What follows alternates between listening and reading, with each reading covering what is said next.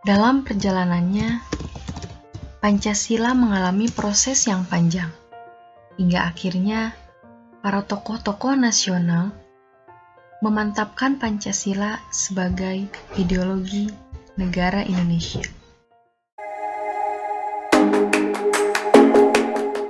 Pancasila sebagai ideologi negara berarti Pancasila sebagai dasar sistem penyelenggaraan negara bagi seluruh warga negara Indonesia yang berdasar kepada cita-cita luhur bangsa.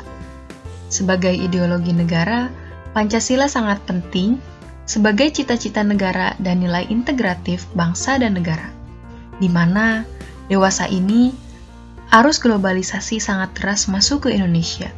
Maka harus ada benteng yang kuat yang menjaga Indonesia tetap sesuai norma dan cita-cita luhurnya, yakni dengan berpegang teguh pada Pancasila dalam kehidupan serba modern ini. Sebelum itu, dalam sejarah panjangnya, Pancasila melewati berbagai dinamika sejak awal kemunculannya sampai saat ini.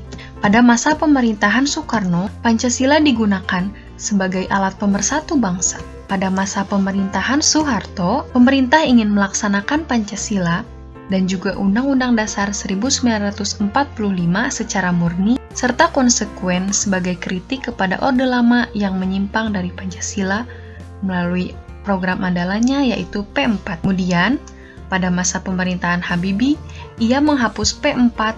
Pada pemerintahan masa Abdurrahman Wahid, beliau memandang Pancasila dalam dua aspek, yaitu Pancasila sebagai ideologi bangsa dan falsafah negara bersatu sebagai kerangka berpikir yang harus diikuti oleh undang-undang dan produk-produk hukum yang ada. Pemerintahan Megawati menitik beratkan kepada masalah ekonomi, namun pendidikan Pancasila memiliki posisi lemah. Kemudian, pada masa SBY, ia menandatangani Undang-Undang Nomor 12 Tahun 2012 tentang pendidikan tinggi yang menginstruksikan pendidikan Pancasila sebagai mata kuliah wajib di perguruan tinggi.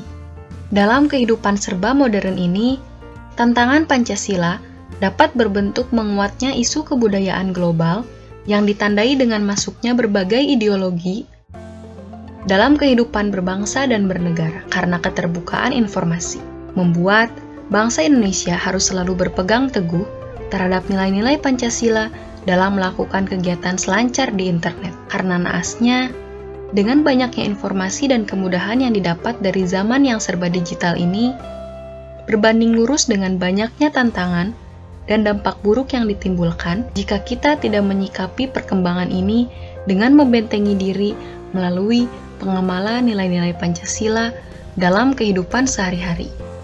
Pada sila ketuhanan yang Maha Esa, yang diwujudkan dalam toleransi umat beragama, sila kemanusiaan yang adil dan beradab, diwujudkan dalam perlindungan hak asasi manusia. Sila persatuan Indonesia tercermin dalam mendahulukan kepentingan bangsa dan negara dibandingkan kepentingan pribadi dan golongan. Rakyatan yang dipimpin oleh hikmat kebijaksanaan dalam permusyawaratan perwakilan mengutamakan musyawarah dalam mencapai kata mufakat.